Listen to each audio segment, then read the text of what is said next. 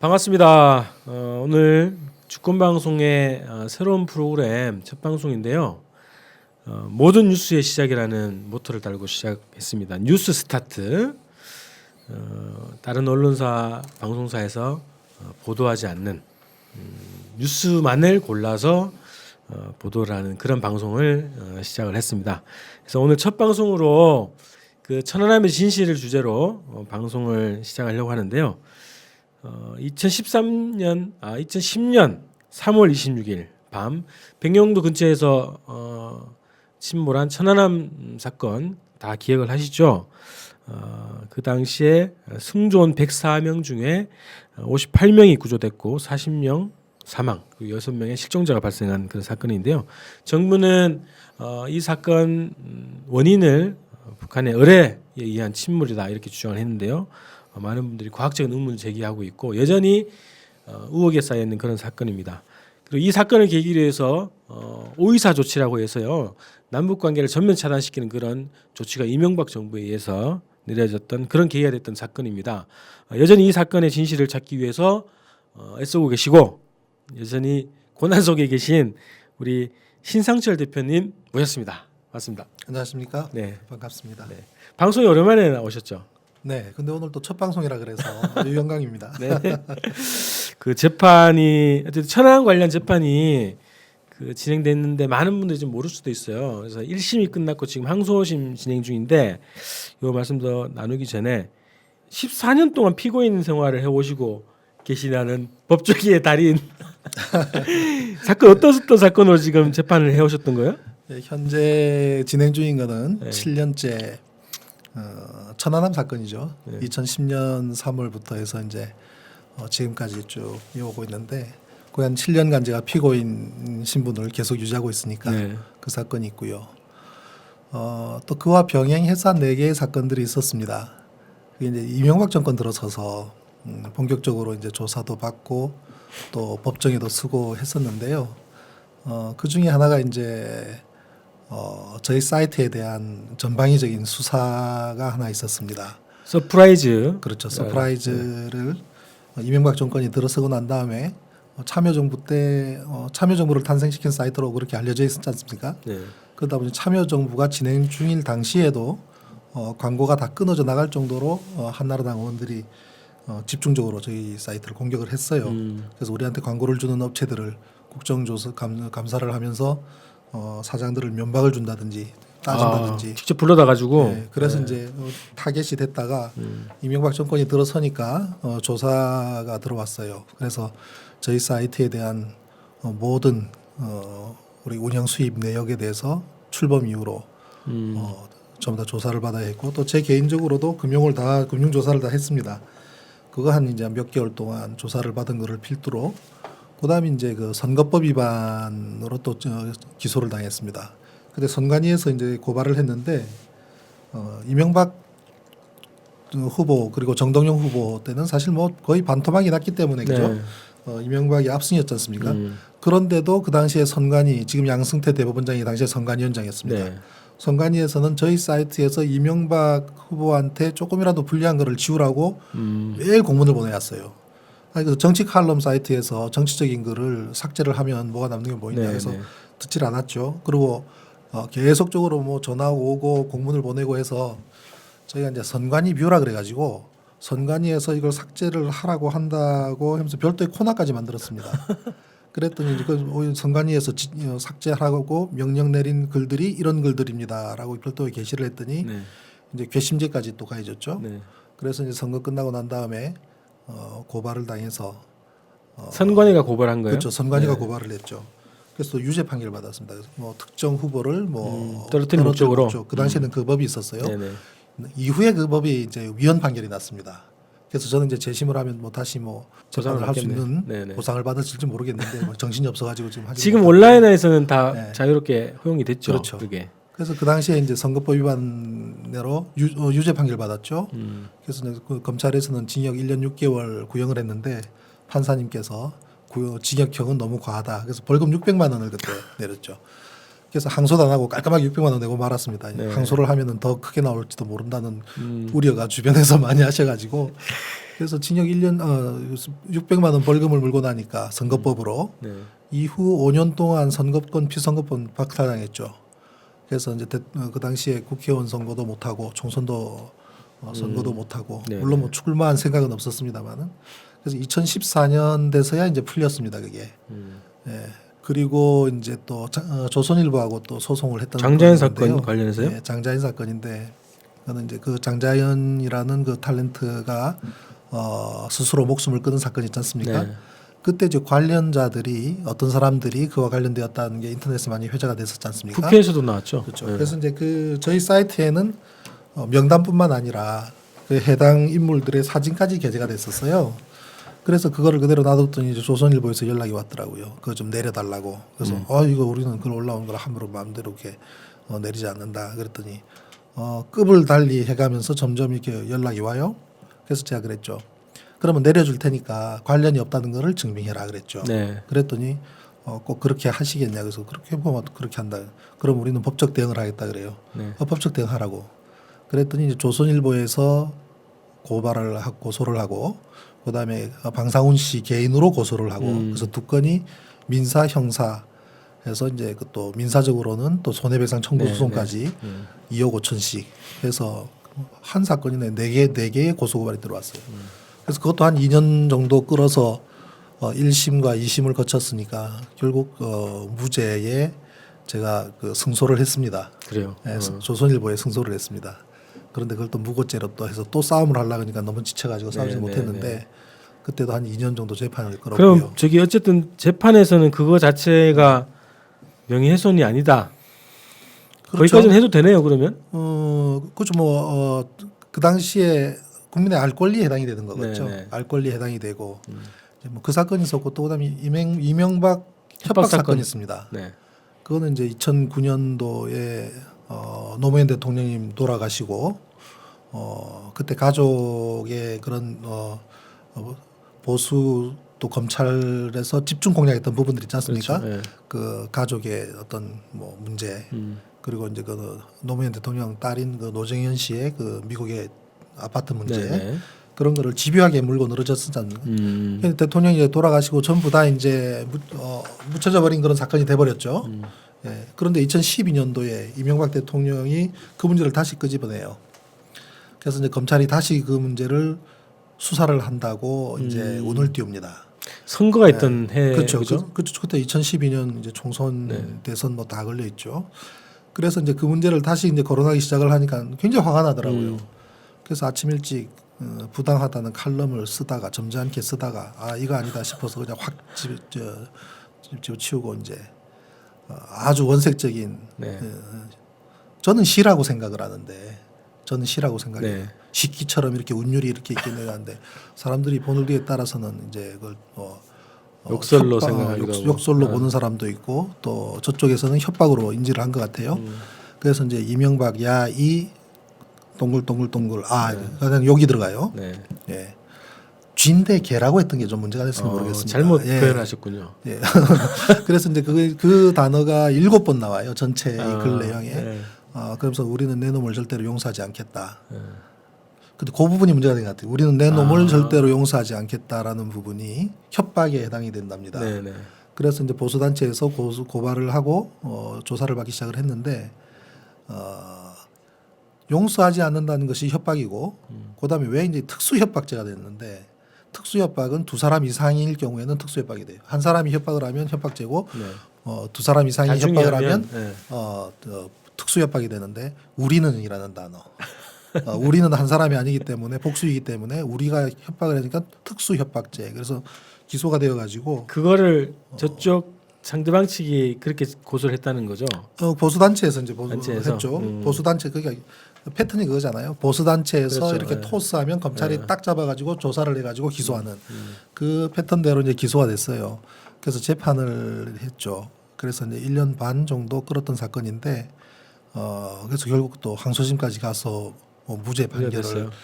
받았습니다. 그때 이제 그 논리가 뭐냐면 물론 재판장께서도 상당히 좀 의식이 있는 분이 맡아주셨기 때문에 그런 될 수가 있어 무죄가 될 수 있었지만 제가 그렇게 했죠.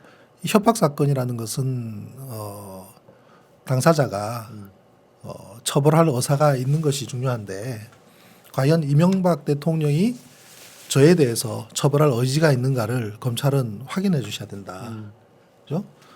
만약에 이명박 대통령 개인이 나서서 내가 협박을 당했고 내가 저 사람을 해서 협박을 당했다라고 한다면 내가 그분에 대해서 모욕한 것을 내가 인정하겠다. 욕설을 했으니까 모욕한 것을 인정하고 모욕죄도 인정을 하겠다. 그렇지만 본인의 의사와 관계없이 제3자가 고발한 사건에 대해서 나는 그 본인 당사자의 의사가 중요하다고 본다 했더니 판사께서 그러시더라고.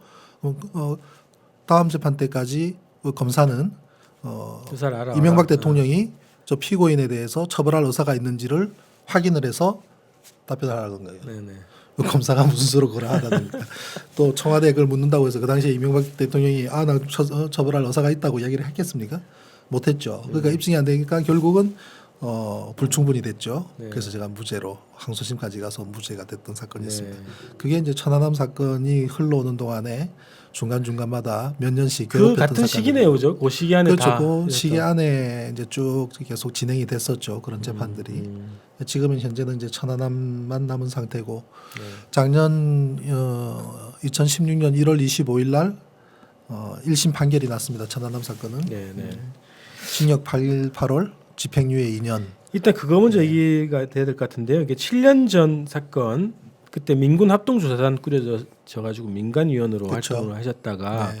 그 사건의 진실 일단을 보신 거죠. 그래서 그걸 관련해서 이제 주장을 해오셨는데 재판 자체가 어떻게 성립이 됐는지, 어떻게 기소가 됐는지 뭐 이런 얘기를. 처음에 이제 제가 사고가 난 직후부터 이 사건을 들여다보면서 무언가 제가 강력하게 글을 쓰거나 칼럼을 쓸 생각은 그렇게 있지는 않았어요. 네. 근데 주변에서 자꾸 물어보는 겁니다. 제가 항해를 전공을 했고 또 해군 장교 생활을 했고 했기 때문에 안 해본 게 없으시더라고요. 도대체 이 사건이 어떻게 된 거냐고 한 사람 두 사람 자꾸 연락이 와서 물으니까 네. 들여다볼 수밖에 없지 않습니까?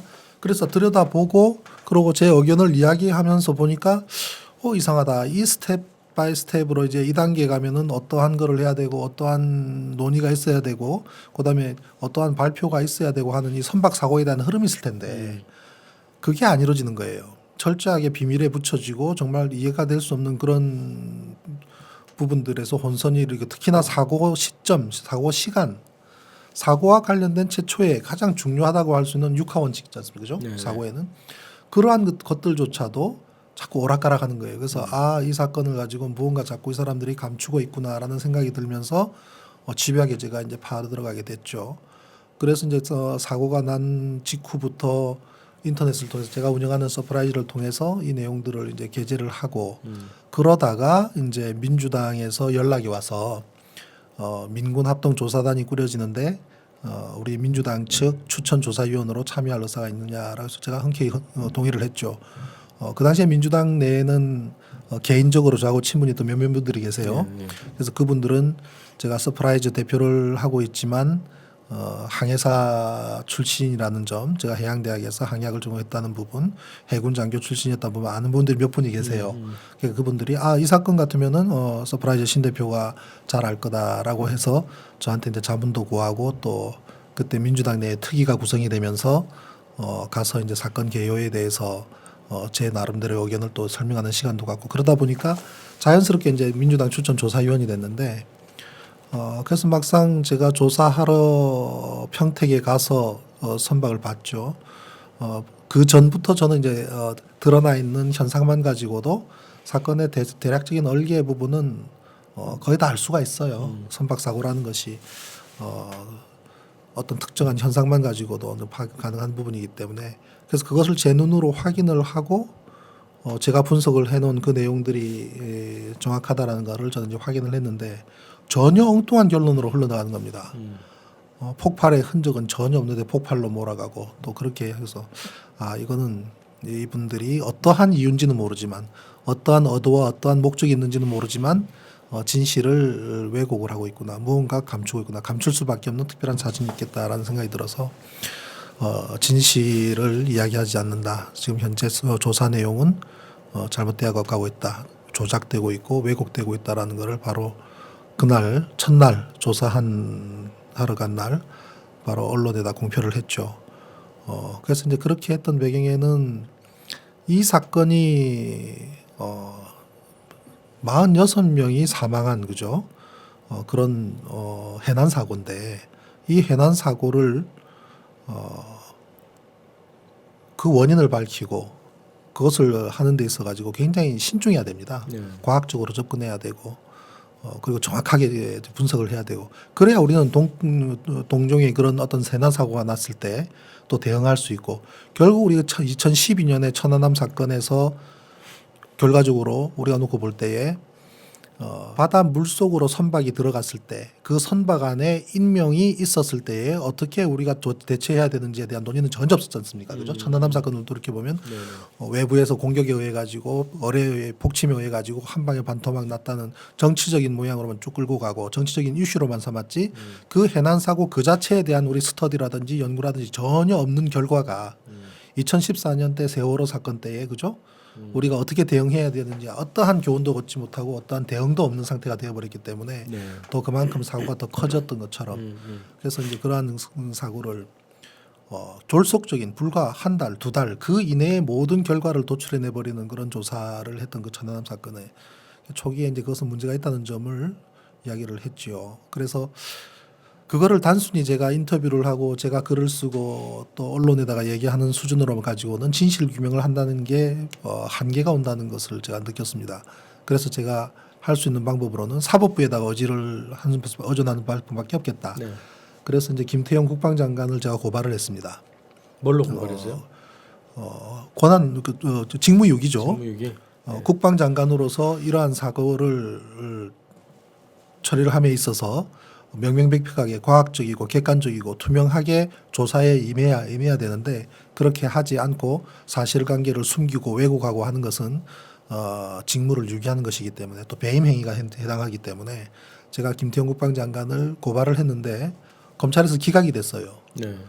그래서 제가 고발을 했는데 이것이 기각이 되면은 재판으로 가기가 힘들지 않습니까? 그러면은 이제 제가 고발을 한 것이 안 되니까 제가 고발당하는 방법은 남아 있는 거잖아요. 네. 그래서 좀 제가 좀 글을 쓸 때도 좀 세게 쓴 측면은 있어요. 굉장히 기획을 좀 하신 겁니까? 단정적으로 쓰고 그다음에 국방부, 정부 어느 특정 개인에 대해서 제가 비난한 것은 아니지만 국방부의 행위, 그다음에 정부의 대처 이런 것을 좀 비난을 많이 했죠. 그랬더니 이제 제 입을 잠재워야 될 필요성을 느꼈는지 고발 2건, 고소 2건. 그래서 국방부 장관과 해군 참모총장은 본인 당사자의 명예를 훼손했다는 이유로 고소를 했고, 네. 그다음에 국방부 조사본부장하고 합조단장은 해군의 명예를 훼손했다는 이유로 고발을 했습니다. 그래서 이제 고발 2건, 고소 2건. 그래서 그 개인 2명, 좀 더 개인이죠. 그 네 당사자의 이제 3스타 2, 4스타 2이기 때문에 이제 계급이 합치면 별이 14개인. 네. 예, 그래서 이제 고소 고발 건으로 되고 기소가 됨으로써 사건이 이제 법정으로 간 거죠. 그 각 네 명의 개인들의 명예가 훼손당했다 이런 게 그러니까 이제 해군 참모총장하고 국방장관 그분들은 자기 개인의 명예를 훼손했다는 이유로 그 당사자로서 고소를 하고 네. 그다음에 이제 합조단장과 조사본부장은 해군의 명예를 훼손했다고 해서 고발을 하는 형태를 했죠. 그래서 고소 2건, 고발 2건. 그래서 한 사건에 지금 7년째 지금 재판을 하고 1심 끝나고 항소심을 작년에 시작을 해야 되는데 재판부가 바뀌었어요. 항소심 재판부는 이제 재판장께서 윤관 재판장님인데 아니다. 윤관 대법원장의 아드님이신 윤준 재판장이 맡아서 이제 항소심을 하는데 작년 한 해 동안은 재판을 거의 못했습니다. 항소심 재판부가 이 사건을 들여다보니까 양이 어마어마하니까 그 검토를 하는데 시간이 많이 걸렸던가 봐요. 그래서 자꾸 재판이 연기가 되고 이런 이유로 개시가 안 되길래 저는 그냥 궁금했지만 그래도 재판을 한동안 한 6년 내리하다가 또 쉬니까 또 정말 살 것 같더라고요. 휴식을 가졌고 한 6년 동안 매달 어떤 때는 한 달에 2번 그 재판이 돌아가게 되면 거기다가 아까 앞에 말씀드렸던 그 또 4개 5개 사건까지 함께 이렇게 걸릴 때는 매주 그냥 재판이거나 검찰 조사를 받거나 그럼 돌아서서 재판이고 또 가서 조사받아야 되고 하는 그런 정말 참 피말리는 시간이거든요. 예. 근데 작년 한 해는 정말 재판이 열리지 않아서 참 편안했습니다, 마음이. 그래서 이제 11월 달에 처음 개시가 되었는데 그때 재판장께서 그러더라고요. 이 사건을 들여다보느라고 여름 휴가도 반납을 하고 작년에 이 사건만 들여다봤다라는 말을 재판장께서 하시더라고요. 그래서 예. 작년 한 해 동안은 이제 재판부가 이 사건을 파악하는 데 시간을 썼고 11월 달부터 재판이 시작돼서 11월, 12월 이제 금년 2월 지금 이제 세 번째 재판이 지난 2월 16일 날 예. 있었어요. 그래서 첫 번째, 두 번째 항소심은 항소심에서 다루게 될 내용 그리고 항소심에서 증인으로 부르게 될 사람들에 대한 범위를 정하는 재판이었고 지난 2월 16일이 항소심 첫 재판이었습니다. 예. 그래서 이제 권영대 대령이라고 해군 대령이 첫 증인으로 출석을 했고 그분은 폭침 의뢰를 찾다라는 책을 쓴 분이에요. 폭침한 의뢰를 찾은 그 당사자예요? 그 내용을 본인이 찾는 현장에도 있었고요. 그분은 이제 UDT 대대장이었습니다. 네. 그래서 UDT 대대장이다 보니까 처음에 이제 그 UDT가 투입이 돼서 수색하는 업무부터 인양 그리고 한조준이와 네. 관련된 한조준이의 사망과 관련된 부분, 그다음에 그 KBS 취재든 제3의 부표라든지 이런 부분들 그 여러 가지 부분에 대해서 그 책에다가 썼더라고요. 그래서 참 그분 참 용감하신 분이라고 저는 생각을 해요. 왜냐하면 책을 쓴다는 거는 무게감이 상당하거든요. 그 책이라는 것은 사실이 아닌 내용이 담겼을 때는 그 참 걷잡을 수 없습니다. 하다못해 그림 하나를 우리가 인용을 하더라도 책에다가 그림을 인용할 때는 출처를 밝힌 네. 것뿐만 아니라 그것을 사용해도 되는지에 대한 문제, 저작권 문제까지도 굉장히 예민하지 않습니까? 그런데 그 안에다가 사실이 아닌 진실이 아닌 허위인 내용, 뭐 사실이 아닐 수도 있지만 그걸 본인이 인지하지 못하는 그런 것이 아니라 의도적으로 그런 것이 들어가게 되면은 자칫하면은 그죠 출판물에 의한 명예훼손도 될 수가 있는 부분이고 또 허위라고 하는 것이 분명했을 때는 이 기록이란 거는 빼도 박도 못 하잖아요. 남아 있지 않습니까? 네. 그래서 그런 책을 용감하게 쓰신 분인데 재판 앞서서 우리 그 변호사분들도 그렇고 저도 그렇고 그분이 쓴 책을 사서 스타디를 했어요. 그러고 이제 그 내용을 가지고 또 이제 질문을 하던 중에 재판장께서 검찰 측 증인으로 나왔기 때문에 이번에는 검찰이 증인을 부른 네, 거예요? 검찰 측 증인으로 나왔습니다. 그래서 검찰 측 증인으로 나왔던 배경에는 그분이 본인 스스로 천안함과 관련된 의뢰를 찾았던 그와 관련된 거를 본인 스스로 책에다 썼기 때문에 네. 소위 말하는 그쪽의 1번 타자로서 충분한 이런 경쟁력이 있는 선수를 내보낸 겁니다. 그런데 그 책 내용을 제가 이제 면밀히 분석을 해서 네. 이제 반격을 하게 되는데 조금 이제 진행을 하다가 재판장이 말려요. 지금 이번에는 검찰 측 증인으로 나왔기 때문에 반대 신문 범위를 넘어서서는 곤란하다.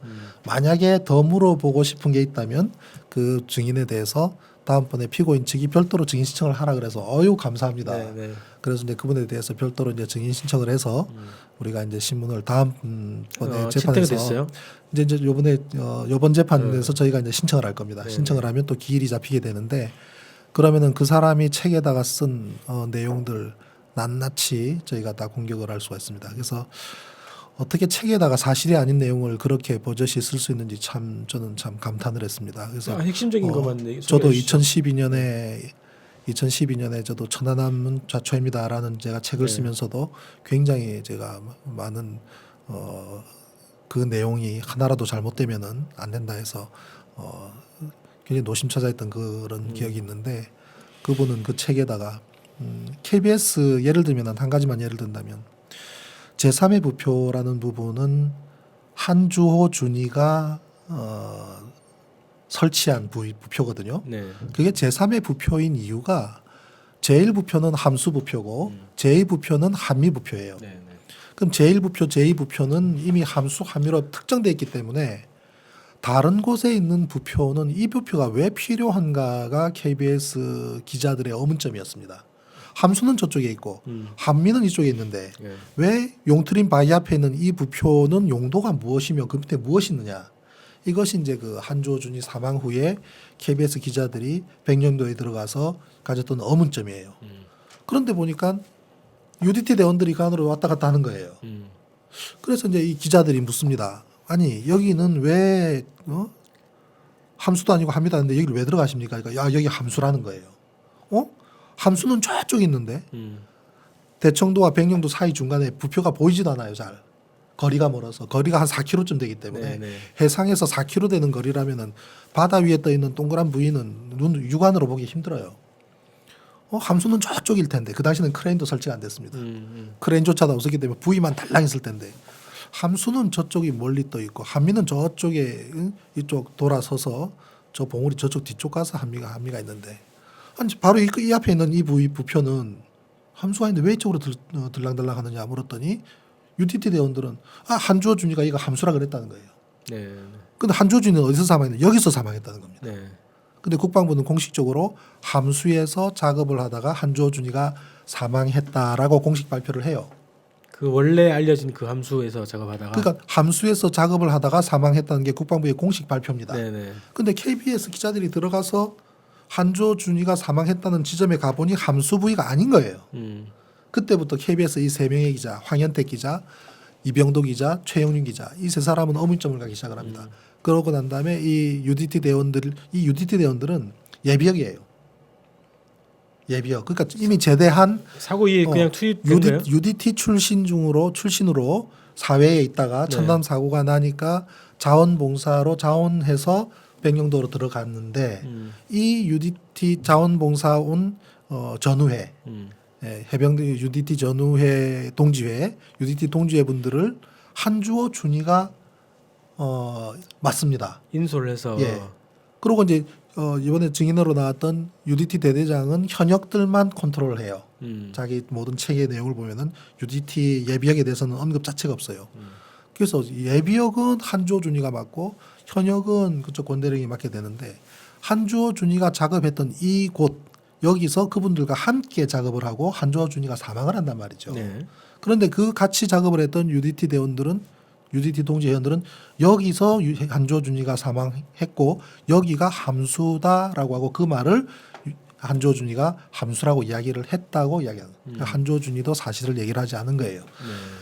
이 부표 밑에서 무엇이 있는지 몰라도 그 안에서 작업을 하면서 여기가 함수라고 그 UDT 동지 대원들한테 얘기를 했고. 거짓말을 한 거예요. 그래서 이 사람들을 철저히 믿었죠. 그 당시에는 뭐 크레인도 들어오기 전이고 부표만 달랑 떠 있었기 때문에 그래서 그 밑에 뭐가 있더냐 했더니 시커먼 물체가 있다는 거죠.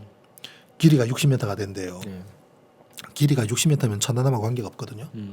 천안함 전체 길이가 88m인데 함수가 47m 반토막 나고 한미가 37m예요. 그래서 60m하고는 13m 정도의 차이가 나죠. 그래서 함수와 천안함하고는 관계가 없고요. 그리고 그 안에 접근을 했더니 해치가 있는데 두 팔 벌려 둥그런 해치가 있다라는 거죠. 예. 그래서 들어갔더니 소방호스가 얽혀 있더라. 천안함에는 그런 해치로 들어갈 이유가 없어요. 없죠. 천안함은 그냥 사람이 서서 다닐 만큼 사각형 큰 해치가 군데군데 있기 때문에 굳이 그 작은 해치를 찾아서 이렇게 산소통까지 메고 들어갈 이유가 없는 거죠. 구조적으로 천안함하고도 전혀 관계가 없습니다. 그리고 이 부위를 언제 설치했냐 그랬더니 29일 날 한주호 준이가 어군 탐지기를 이용해서 찾아서 설치했다는 거예요. 29일이면은 그 전날 이미 함수와 한미는 다 찾아요. 28일 날 함수와 한미를 다 찾고 공식적으로 발표를 했는데 하루가 지나서 한주호 준이가 별도로 어군 탐지기로 찾아야 했던 물체는 함수 한미하고 관계가 없죠. 어군 탐지기를 이용해서. 그리고 결정적인 것은 또 하나는 그 들어갔던 이현규 씨인데 그 안에 배가 어떤 상태로 있더냐라고 물어봤더니 45도 비스듬히 기울어져 있었다고 증언을 했습니다. 근데 천안함 함수는 완전히 누워 있었거든요. 네. 완전히 누워져서 돌멩이가 우현 쪽에 박힐 정도로 땅바닥에 엎드려져 있었습니다. 옆으로 90도 넘어져 있었습니다. 그런데 그 UDT 동지회 회원이 봤던 그 물체는 45도 육지 쪽으로 비스듬히 기울어져 있었던 도대체 물체가 뭐냐 이 말이죠. 왜 이 물체가 여기에 있느냐. 그다음에 이 부표는 뭐가 있느냐. 그래서 KBS 기자들은 그 지점을 제3의 부표라는 이름을 붙입니다. 네. 함수 제1부표도 아니고 한미 제2부표도 아닌 또 다른 의문의 곳에 있는 부표. 의문의 부표이기 때문에 제3의 부표라고 이름을 지어요. 그런데 우리 권영대 대령께서는 이 그 제3의 부표 부분과 관련된 KBS 기자들의 취재 내용, 그다음에 4월 7일 날 KBS 보도를 해요. 한주호 준이 다른 곳에서 숨졌다라는 타이틀로 제3의 부표에 대해서 보도를 했는데 그걸 오보라고 낙인을 찍습니다. 오보고 KBS 사장도 그에 대해서 오보를 시인을 했고 사과를 했다라고 책에다가 써놓고 있어요. 제가 공식적으로 한번 물어봤습니다. 정말 KBS가 오보를 인정한 적이 있느냐? 네. 제가 알기로는 KBS가 그 보도를 오보라고 인정한 사실이 없습니다. 다만 국방부에서 하도 압력을 하니까 국방부에서 정정 발표를 요청했다라는 사실을 국방부의 주장을 담아서 그 다음 날 반론으로 그것을 보도한 적은 있습니다. 네네. 그러고 이제 다 관련된 뉴스를 삭제하라고 압박이 심하게 내려오니까 그 관련된 뉴스를 인터넷판에서 내린 사실은 있습니다. 그리고 이제 그 기자들에 대해서 방송통신위에다가 제재 요청을 하고 해서 또 별도로 방송통신위에서 그 기자들 또 조사를 받아요. 그 KBS 자체 내에서는 그 기자들을 저기 전부 다 뿔뿔이 저쪽 지역 한쪽으로 인사 발령을 합니다. 그래서 울산으로도 내려가 있고 지방으로 내려가 있다가 이후에 다시 컴백을 해요. 그렇지만 그로 인해서 그 사람들이 어떤 유죄를 받거나 그런 사실은 없어요. 그래서 만약에 이러한 것이 나중에 문제가 된다고 한다면 출판물에 의한 명예를 훼손한 것이 될 수가 있는데 저는 그 KBS의 세 기자, 황현택 기자, 이병도 기자, 최영희 기자 이 세 기자가 제3의 부표와 관련해서 취재했던 그 내용은 천안함 사건 전체를 통틀어서 가장 핵심적이고 정확하고 대단한 취재라고 생각을 해요. 그건 우리나라에서 언론 뭐 기자상을 받을 정도가 아니라 퓰리처상을 받아야 된다고 생각합니다. 천안함의 진실이 밝혀지고 난 이후에 가장 조명을 받아야 될 기사가 있다면 바로 그 세 사람이 취재를 했던 제3의 부표와 관련됐던 그와 관련 뉴스 보도 네. 그 내용이 가장 핵심적이고 핵심적일 수밖에 없는 게 제가 이 사건의 전체의 흐름을 좌초 한 선박 좌초해서 파공이 되고 물이 들어와서 결국 엔진이 스톱할 정도까지에 이르렀던 그 사고 제 첫 번째 사고 이후에 도대체 어떤 사고를 겪었길래 배가 반토막이 났을까? 처음에 좌초를 야기시킨 곳은 해저 지형이 그렇게 험난하지가 않아요. 대형 암초가 있는 것도 아니고 좌초에서 밑바닥이 긁혀서 밑에 파공이 나서 침수가 되는 정도일 뿐인데 왜 그 배를 기동을 해서 표류를 하다가 두 번째 사고를 만났느냐라는 이 두 번째 사고의 퍼즐이 굉장히 증거가 없으니까 네. 굉장히 이제 그 원인을 밝히는데 난항을 겪었는데 그때 이제 이 KBS 세 기자의 취재 내용이 결정적이었습니다. 충돌. 제3의 부표에 가라앉아 있는 그 물체와의 충돌이라는 것이 결국 이제 밝혀졌죠. 그걸 2차 사건이라고 부르셨죠. 그 두 번째 네네. 사고죠. 그래서 좌초 후 표류를 하던 선박과의 제3의 선박과의 충돌 그리고 그쪽도 가라앉았다는 겁니다. 그래서 그와 관련된 부분들은 비공식적으로라도 지금 데이터들을 많이 수집이 돼 있고 거기서도 사망자가 발생을 했던 부분들 어떻게 움직여졌으며 어떻게 처리가 되는 이런 부분까지도 현재는 이제 어느 정도 윤곽이 드러나 있는 부분입니다. 그래서 이제 그러한 부분들, 그러한 것들이 이제 그 주요한 쟁점으로 다뤄지게 될 것이고 결국은 이 사건의 실체를 파악을 하는 데 있어서 아주 핵심적인 부분이라고 볼 수가 있죠. 그 앞으로 약간 돌아가서요. 그 재판 결과를 아까 이제 징역 8월에 집행유예 2년 이렇게 선고하셨잖아요. 그래서 근데 전체에서 일부분만 그런 유죄 판결을 받으신 거 아니에요? 기소가 된 부분이 이제 34개 항목입니다. 제가 글을 썼던 부분들이 34개의 칼럼이었거든요. 34개 칼럼 그 주장한 내용들이 이제 뭐 주제가 다 있을 거 아니겠습니까?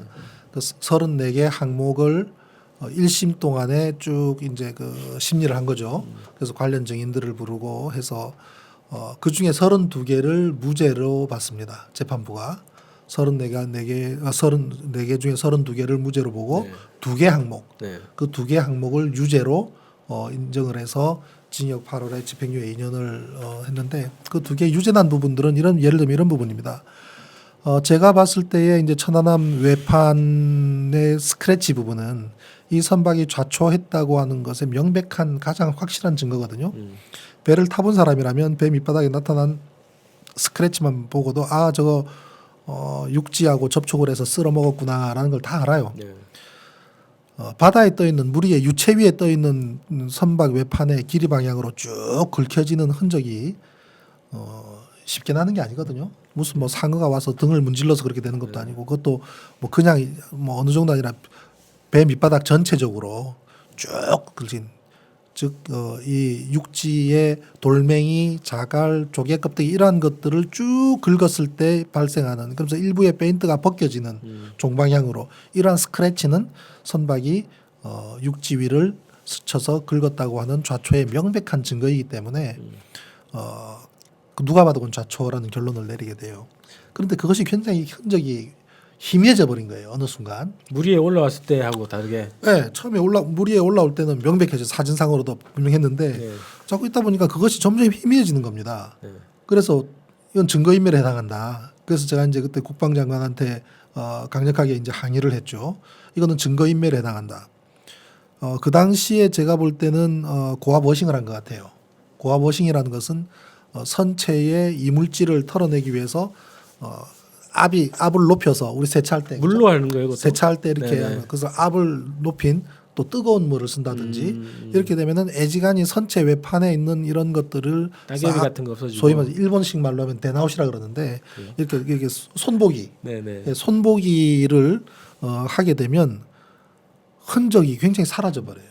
아니 그 스크래치는 이렇게 파이는 거잖아요. 어느 정도 패이는데 그 네. 패여 있는 이 음영이 네. 희미해져 버리는 거죠. 그래서 네네. 이게 스크래치가 맞나 아닌가 싶을 정도로 증거인멸. 그래서 그 증거인멸이라고 제가 주장을 할 때에 어느 업체 홈페이지에서 발견한 것이 그것을 전부 다 이 방수 코팅을 하는 업체가 그걸 맡았는가 봐요. 그 천안함을 군함으로부터 그 용역을 받아서 네. 천안함 외판을 싹 손을 봐서 더 그 이 방청 녹나지 않게 네네네. 이렇게 코팅을 했다는 겁니다. 네네.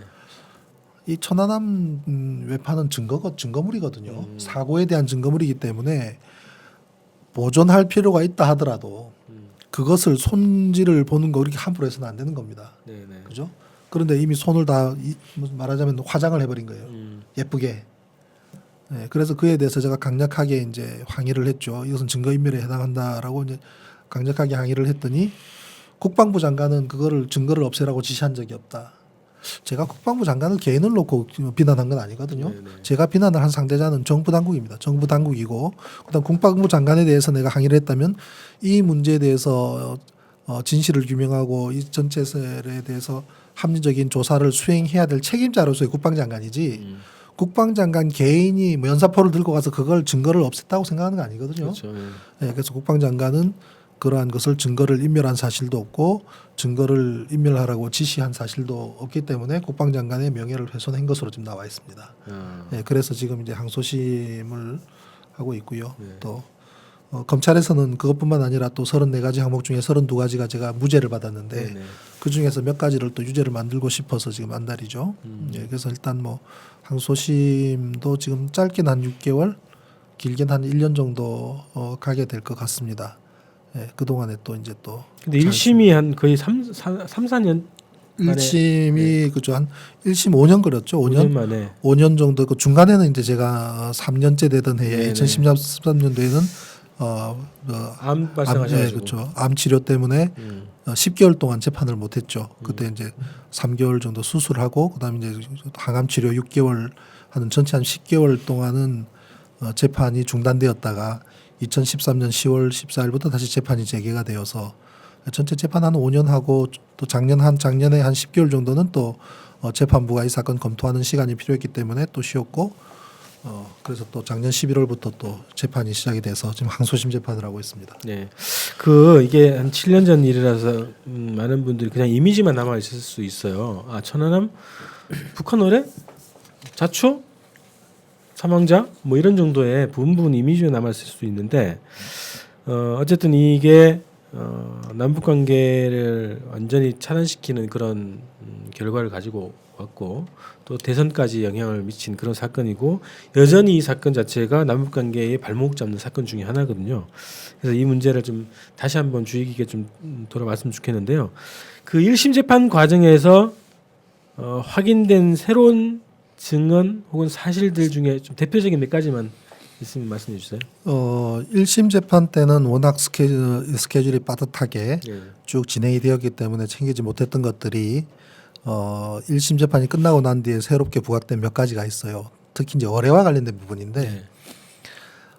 이 어뢰는 정말 참 고물 덩어리거든요. 그에 대해서 면밀히 우리가 그 검증까지도 하고 현장에서 또 의뢰를 보고 한 이후로 나타난 새로운 부분들은 이 의뢰를 자세히 들여다보면 전혀 그 시기적으로도 맞지 않는다는 것이 알 수가 있습니다. 우선 블레이드가 있잖아요. 의뢰의 날개. 네. 의뢰의 날개들을 보면은 이게 알루미늄 제품이거든요. 알루미늄 제품이 삭아서 그 날 자체가 문드러질 정도로 사가 있어요. 그리고 이 판 자체가 피팅이라 그래서 이 구멍이 송송송송송 나 있는 오래 됐을 때 네. 알루미늄이라는 금속이 물 속에 있는 환경이든 공기 중의 환경이든 어떤 최악의 경우는 물 속에 담겨 있는 경우고 물 중에서도 바닷물에 담겨 있을 때가 최악이겠죠. 네. 그죠? 부식 환경이로 가장 최악의 경우인 바닷물 속에 알루미늄이 담겨져 있을 때 페인트가 벗겨지고 그 안으로 침투한 바닷물이 부식을 일으켰을 때 과연 몇 년 동안 이 정도 상태가 되는가를 계산해내는 것은 과학입니다. 그것도 과학. 그건 어려운 게 아니잖아요. 계산해 놓은 게 있습니까? 그죠? 그거는 뭐 네. 어려운 것이 아니잖아요. 네네. 그죠? 제일 가장 좋은 방법은 실험을 해보면 알 수 있는 거 아닙니까? 그래서 우리 이종인 대표는 자기 그 인천에 있는 사무실 앞바다에다가 알루미늄, 스테인레스, 네. 스틸 세 가지를 뻘 속에 집어넣고 50일 동안 기다려봤지 않습니까? 네네. 아무 이상 없었잖아요. 그래서 그것만 보더라도 이 의뢰가 적어도 아무리 짧아도 4, 5년 길어야 길면 6, 7년 네.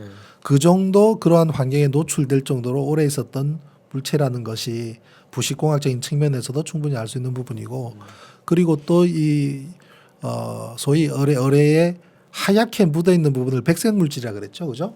화약 백색 폭발의 물질. 결과로 네. 생긴 그 백색 물질. 물질이라고 백색 흡착 물질이라고 하는 개념이 의뢰와는 관계없이 의뢰 안에 있는 폭탄부 안에 있는 화약 그 중에서 이 고폭을 폭발성을 더 세게 강하게 하기 위해서 함유된 알루미늄 성분, 네. 알루미늄 가루. 이 알루미늄 가루들이 고온의 상태에서 연소가 되면서 하얀 가루로 변하고 그것이 알루미늄 산화물이고 흩어져 있다가 의뢰에 와서 붙었다라는 논리란 말이에요. 네.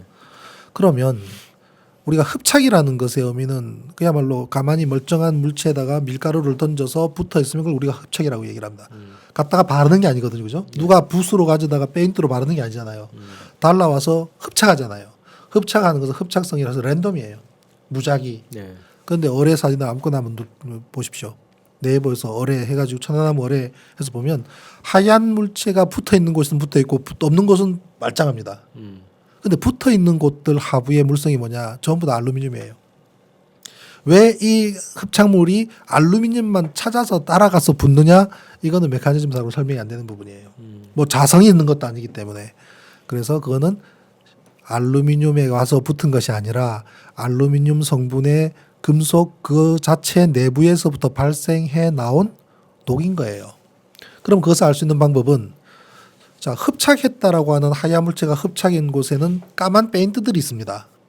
그죠? 어뢰의 이 프로펠러라든지 이런 부분들은 까만 페인트가 묻어 있어요. 지금 이 마이크처럼. 그럼 이 까만 페인트에 와서 붙어 있게 되면은 하얀 물질 밑에 까만 페인트가 있어야 되죠. 그렇죠. 네. 당연한 거죠. 네. 그런데 가까이서 가서 보면 아니면 그 정밀 사진들을 보면 까만 페인트 하부에서 발생한 하얀 물질들이에요.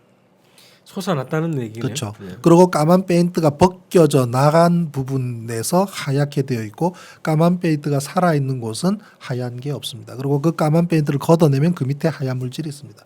즉 그 밑에 있는 알루미늄 성분의 금속에서 자체적으로 발생해 나온 녹이라는 거예요. 너무나 유치한 거 아닙니까? 뭐 간단한 제가 드린 말씀이 사실이라고 한다면 이건 누가 들어도 뭐 이런 엿장수 같은 애들이 있어. 눈으로 봐도 알 수 있는 거를.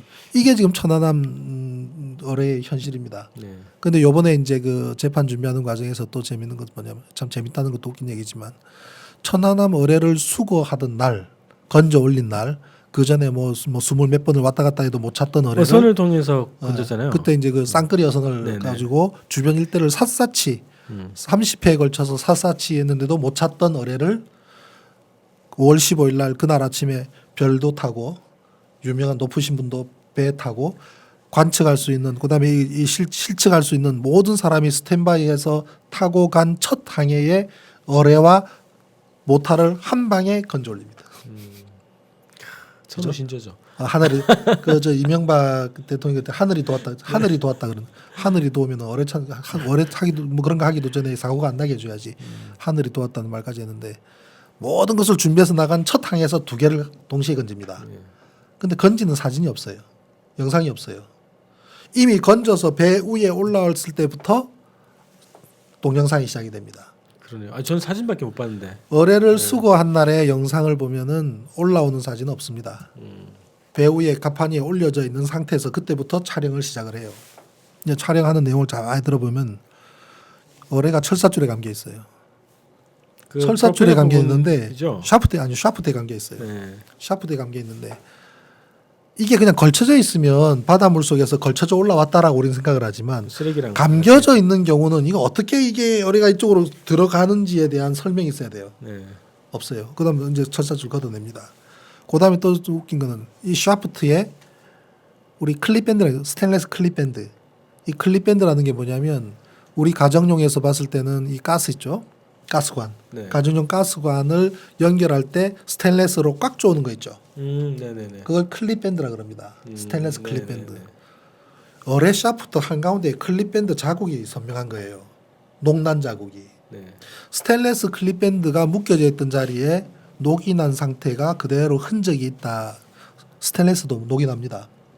스테인리스란 말이 녹이 안 난다는 뜻인데 그렇죠. 스테인리스 금속의 녹이 납니다. 그래서 녹이 얼마만큼 나는가에 따라서 스테인리스는 서스라 그러거든요. SUS. 서스 306, 서스 316 이 숫자가 높아질수록 녹이 덜 나는 제품이에요. 근데 오래 있으면 특히 해수처럼 바닷물처럼 이런 환경에 노출돼 있으면 스테인리스도 녹이 납니다. 미세하게 나요. 그래서 클립밴드가 감겨져 있던 위치에 자국이 고스란히 남아 있어요. 그래서 프로펠러와 본체와 샤프트와 프로펠러 사이에 요만한 공간이 있는데 그 샤프트에 스테인리스 자국이 있는 거예요. 이게 무슨 자국인가 들여다봤는데 더 재밌는 거는 어뢰 바로 옆에 그 문제에 스테인리스 클립이 너저리 널브러져 있어요. 그러면 이게 이 물체가 어딘가에 이렇게 묶여져서 걸려 있었던지 어딘가에 창고에 어디 있었던 물건이라는 것이 그 영상 고스란히 다 보여요. 고스란히. 그러면 가지고 오기 전에 일찌감치부터 좀 제거를 하든지, 그죠? 네, 어디서 그냥 가져갔다고 주장하시는 다 하든지 할 것이지. 그리고 그 옆에 보면은 굉장히 모타도 그렇고 어뢰도 그렇고 엄청나게 긴 나일론 빨간 줄이 이렇게 묶여져 있어요. 바다 물속에 넣었다가 건지기 위한 용도가 아니었을까 저는 추정을 합니다. 그런 거를 좀 제거하고 찍든지 철사라도 없애든지 클립밴드라도 다 제거를 하든지 그게 고스란히. 그래서 근데 그때 그 당시에도 제가 그걸 문제를 삼아서 이 클립밴드 자국이네. 그럼 여기에 묶였던 클립밴드가 여기 있네. 이건 도대체 뭐 하는 용도냐. 문제를 삼았더니 이분들이 재판정에서 사온 거예요? 아니요. 그 당시에 내가 이제 그 관련 글을 썼죠. 네네. 그랬더니 클립밴드 자국이 보이지 않도록 간격을 조절합니다. 어뢰 샤프트와 네네네. 본체 사이에 간격이 한 7cm 정도 간격이 있었고 그 가운데에 이제 클립밴드가 묶인 자국이 있었는데 이거를 어떻게 간격을 좁혔는지 클립밴드 자국이 보이지 않도록 조절해서 공개를 했었어요. 전체 어뢰 그럼 증거물의 그래서 기준이 달라지는 이런 거네. 부분들이 어떻게 보면은 너무나 이 코미디 같은 이 천안함 사건의 실체를 보여주는 실질적인 증거들인데 네. 재판 과정에서는 그러한 것보다도 무슨 뭐 폭발이 있었느냐 없었느냐 그다음에 과학자가 나와서 흡착물질을 성분을 분석하고 이러한 쪽으로 집중해서 쭉 재판을 와야 했었기 때문에 네네. 또 그 과정도 필요해요 사실은. 미국의 박사들이 또 주장했던 내용들에 대한 검증 또 여러 가지 원인 이런 것들이 과학적인 분석도 필요하지만 이런 현상적인 부분들은 1심에서는 그렇게 다뤄지질 못했습니다. 중요함에도 불구하고 네. 너무나 상식 밖의 내용이고 너무나 유치한 수준의 증거들이지만 이 또한 우리가 그냥 넘어갈 수는 없는 거기 때문에 이번 항소심에서는 그러한 것들도 집중적으로 다뤄서 진실을 밝힐 생각입니다. 그 1심 뭐 이후 혹은 지금까지 이제 그동안 언론이나 재판 과정에서 확인되거나 밝혀지지 않는 새로운 증거들, 새로운 정황들 이런 게 좀 있을까요? 증언들이죠. 증언들은 예를 들면은 네. 천안함이 선박 사고니까 네. 선박 사고가 났으면은 선박 사고를 조사하는 기관이 있습니다. 국내 기관이. 군과 민이 다 똑같습니까 이게? 어쨌든 뭐 군함도 선박이잖아요. 네네. 예를 들면 군함이 이 바다를 간다고 해서 그거는 군법에만 적용이 되고 민간 아니잖아요, 그죠? 해운법이라든지 이런 항행법 이런 모든 것은 같이 적용이 되기 때문에 군함 사고에 대해서도 그걸 조사하는 기관이 한국성급협회, 네. KR이라는 곳이죠. 한국성급협회는 아마 우리가 세월호 사건을 겪으면서 한국성급협회에서 그 배에 대한 선령이라든지 그다음에 이 그 저 개조하는 거에 있어서 네네. 허가 부분 그런 것 때문에 아마 한국성급협회 이야기 다 들어보셨을 거예요. 그만큼 또 중요한 기관입니다. 네. 그래서 선박의 안정성을 담보하기 위해서 어느 정도 기준을 맞춰야 된다라는 설정된 기준이 적합한지 여부 그런 거를 하기 위한 기관이고 또 사고가 났을 경우에 이 사고의 원인이 무엇이다라는 거를 처음 가서 그것을 리뷰하는 기관이기도 해요. 그래서 천안함 사고를 처음 조사를 했던 그 기관에서 최초의 그 사고의 원인에 대해서 어느 정도 결론을 내리고 있었는데 그 결론이 압박에 의해서 다른 결론이 나왔다라는 증언이 나왔습니다. 그래서 정부 이제 발표 이전에 최초로 이 사건을 어떻게 보면 가장 먼저 그렇죠. 조사했던 기관. 예, 그 기관이 관련 레포트를 작성하는 과정에서 소위 말하는 외압에 의해서 결론이 달라졌다는 내용을 제가 그에 몸담고 있었던 분으로부터 소스를 받고 만나기도 하고 네. 우리 그 미디어 오늘의 조현우 기자와 함께 또 만나기도 했습니다. 그래서 이제 그분의 말씀은 그래요. 천안함 사고에 대해서 정부 군의 발표를 믿는 검사관이 단 한 사람도 없다라는 극단적인 표현을 하더라고요. 성급 내에 있는 검사관들. 한국 성금 같은 물론 이제 그분들 개개인한테 물어보면 아마 지금 다 아니라 그럴지도 네, 몰라요, 네. 그렇죠? 전부 다 개인의 입장이 있기 때문에 그런데 그분은 극단적으로 그렇게 그 정도로 그 내부에서는 쉬쉬하면서도 이 사건의 실체를 다 알고 있다는 거예요. 네. 그래서 제가 그랬습니다. 그분이 제 개인적으로는 선배예요. 네. 제가 이제 대학 다닐 때 하도 이 학교가 좀 빡세고 툭하면 빠따치고 해서 좀 낭만적인 서클 가입하느라고 제가 그룹 사운드를 했거든요. 그룹 사운드 때 제가 이제 이 전자 울겐을 했는데 그분이 4학년 때 제가 1학년이었어요. 네. 개인적으로 잘 알았던 분이죠. 그 뭐 졸업하고 뭐 벌써 30년 가까운 세월이 흘렀기 때문에 그 뒤로 만나 뵙지는 못했는데 오랜만에 만나 뵀더니 그 얘기를 하더라고요. 그 원인에 대해서는 우리나라 검사기관에서도 그 원인이 무엇인지 다 공유하고 있다는 내용이죠. 네. 그렇지만 압박에 의해서 외압에 의해서 공개적으로 말하지 못할 뿐이다라는 내용을 접하고 제가 그럼 법정에 나서 한번 증언을 좀 해달라고 그랬더니 목구멍이 보도청이라고 그래서 이제 개인적인 그런 부분 때문에 더 하지는 못했고 아마 그런 내용들도 나왔고요. 네. 그다음에 또 구조인연과 관련해서 업체 관계자가 개인 사석에서 구조인장이면 그 크레인 얘기하시는 건가요? 그렇죠. 크레인과 관련된 회사에 소속된 분의 개인 사석에서 네. 그것이 뭐 사실이 아니고 협조할 수밖에 없었다라는 내용이 나왔다는 얘기를 이렇게 건네서 들었지만 네. 그거를 직접적으로 어떤 증언 형태로 나와서 양심 선언을 기대하기는 어려울 것 같고요. 다만 그분들을 법정에 증인으로 신청을 했어요. KR 검사관 중에 한 분도 제가 합조단의 조사위원으로 있을 때에 그때 조사위원으로 참여한 선급협회 기관에 한 분이 계세요.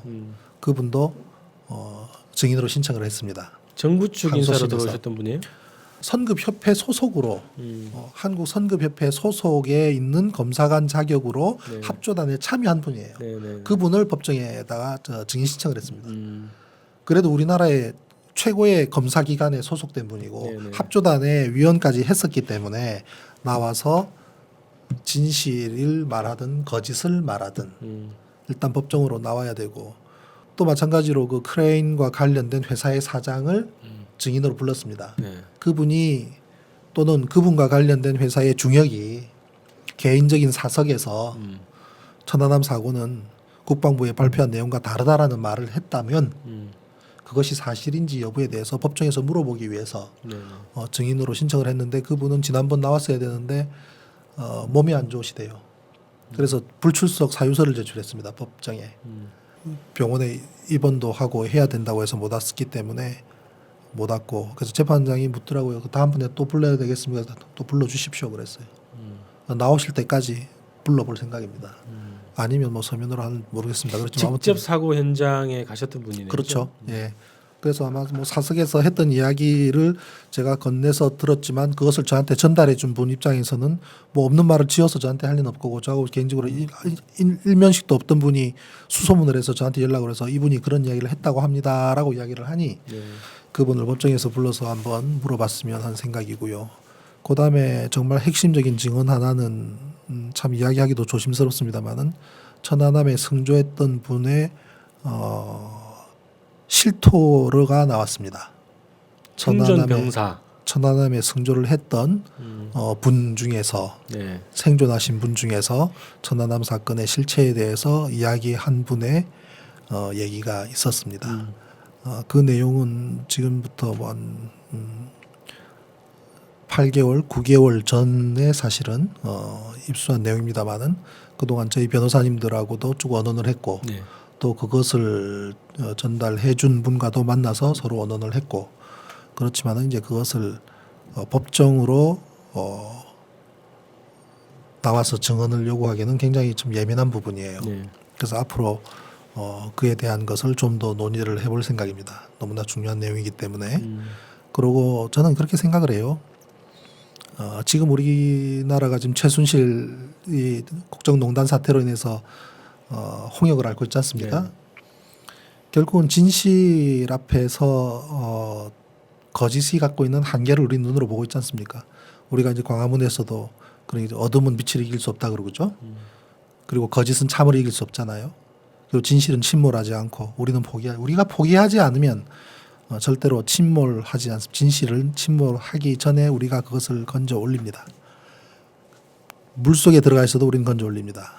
그게 진실인데, 최순실이라는 사람은 권력을 이용해서 권력과 손잡고 권력자 옆에서 그 사람을 이용을 해서 자신의 부를 창출하고 자신의 이익을 구하고 그렇게 한 사건이라고 한다면, 천안함 사건은 국가기관력을 총동원해서 관련 모든 단체를 다 동원을 해서 국민 모두를 속인 사건이에요. 국민 모두를 속인 사건입니다. 이에 대한 대가를 어떻게 치르게 될지 우리는 모르겠습니다. 금년 중부터 보게 되리라고 제 개인적으로는 생각을 합니다. 네. 그 당시에 이것을 조작을 하고 왜곡을 하고 사실관계를 숨겼던 그 당사자들과 세력들은 천안함 사건이 이 사건이 자신들의 무덤이 될 것이라고 저는 확신합니다. 그렇게 될 수밖에 없습니다. 너무 거짓과 거짓으로 연결된 부분들이 너무 허술하기 때문에 네. 문제를 내릴 수밖에 없고, 그와 관련된 그 거짓과 관련된 사람들이 너무나 많아요. 너무나 많기 때문에 그 안에서 불고 나올 수밖에 없습니다. 저는 그래요. 이제는 이제 영웅놀이는 그만해야 되지 않겠나 모르겠어요. 이제 7년째 되는데 네. 7년째 되는 천안함 7주기인 3월 26일 날 또 영웅분들이 나오시겠습니까? 이제 영웅놀이 그쳐야 됩니다. 진정한 영웅이 되라고 저는 이야기하고 싶어요. 그 진정한 영웅이라는 것은 진실을 얘기하는 거예요. 늦지 않으셨다. 거짓이 아닌 진실을 이야기하는 것이 진정한 영웅이 되는 길입니다. 어떠한 논리든 국가기관이 강요하고 요구하고 쳐놓은 것에 협조할 수밖에 없었다고 하더라도 거짓을 언제까지, 그 고통을 언제까지 안고 가겠습니까?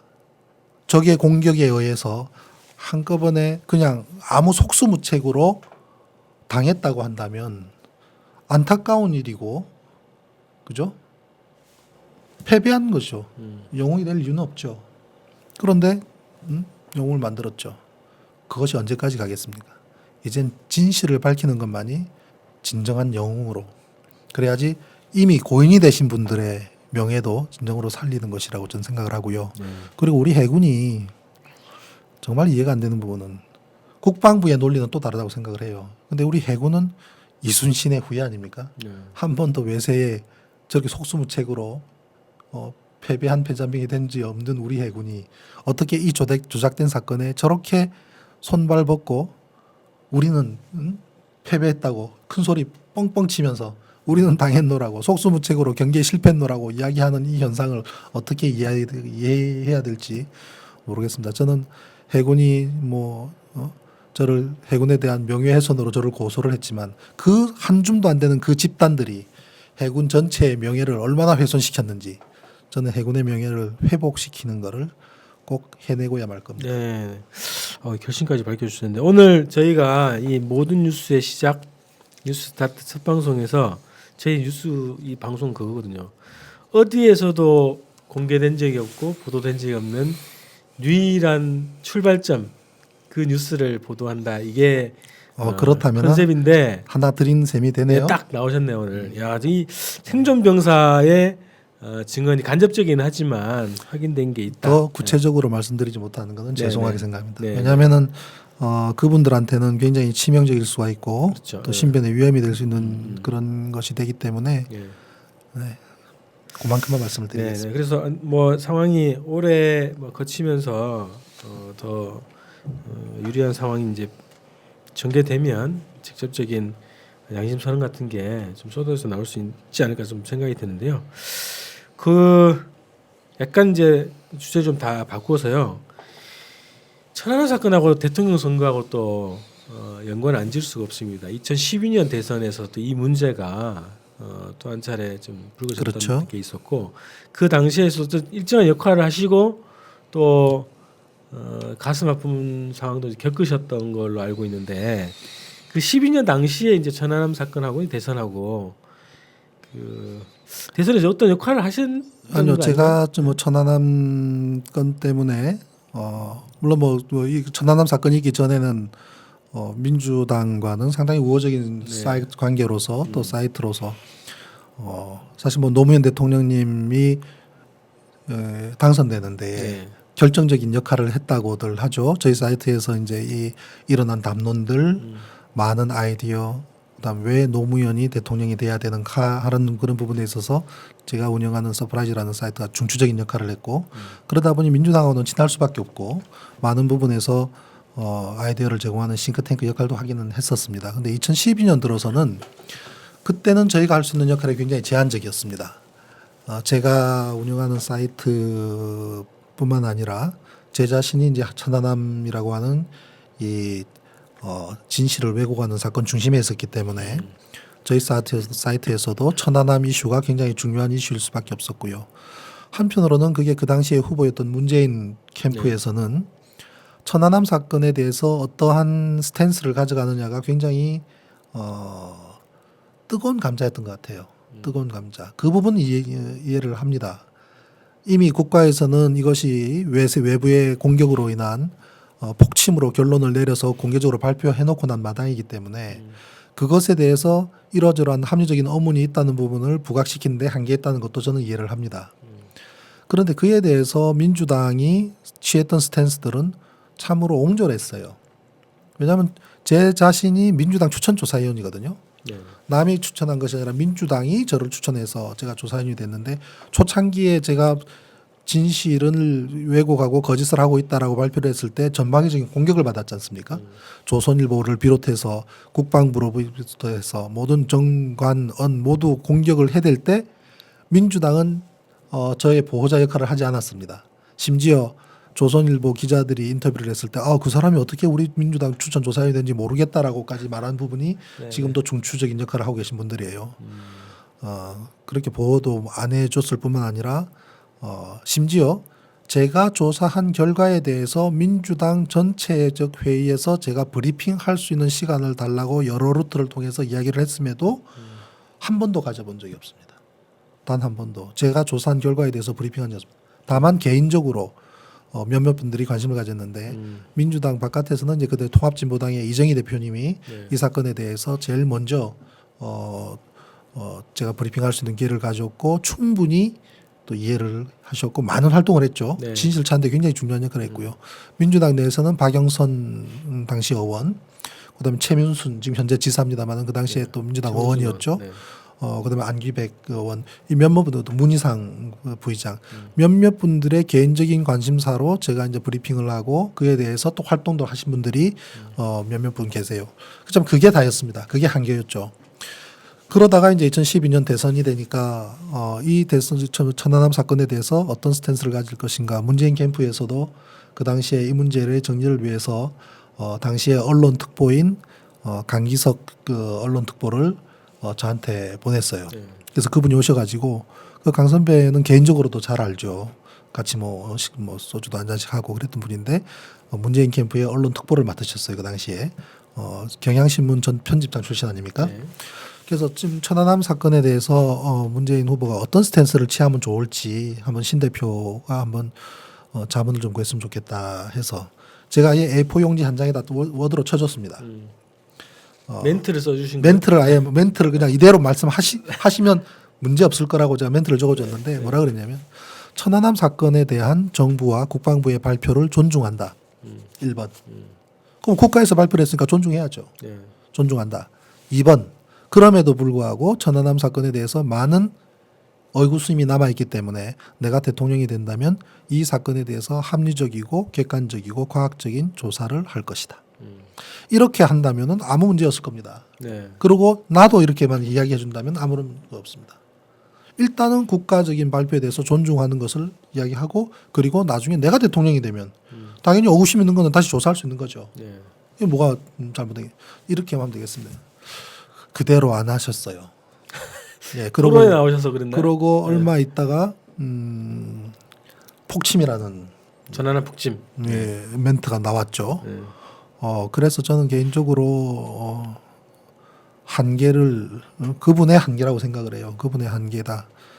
거기에는 어떤 이 분석, 또 판단, 어떤 리더십, 용기가 필요한 부분인데 그러한 부분에서 좀 많이 모자란 분이구나라는 생각을 할 수밖에 없는 네, 그렇습니다. 네. 근데 이번에 또 후보시네요.